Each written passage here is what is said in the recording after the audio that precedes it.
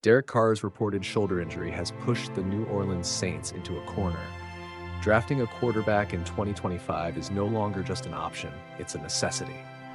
The news, leaked just as the draft looms, has upended the Saints' previous plans, which favored picking Shedeur Sanders with the 9th overall selection. Until now, the idea was to find a developing quarterback while Carr would at least start the season as the veteran signal caller. With Carr now likely out for the entire year after surgery, the urgency has skyrocketed. The shift in urgency is already evident in the betting markets. Earlier in the week, the Saints were heavy favorites to draft a quarterback at plus 300 odds, but after the Carr news broke, those odds shifted to 105. This indicates that the league recognizes New Orleans is now under pressure to grab a quarterback in the first round, possibly even moving up in the draft order if they want to secure Sanders or a similar prospect.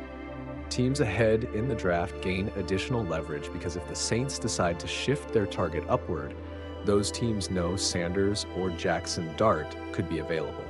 The situation is even more complicated because the Saints never really saw Carr as their long-term answer. He was meant to be a temporary bridge, with Sanders seen as the ideal future starter, a plan that rested on having a veteran guide during the rookie's learning curve. With Carr's injury, drafting a quarterback in the first round becomes a riskier proposition.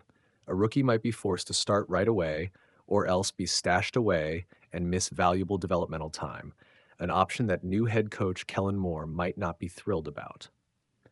In a perfect scenario, the Saints could draft Sanders and use him as a long-term project, perhaps even allowing him to sit for a year behind a veteran like Spencer Rattler or Jake Haener.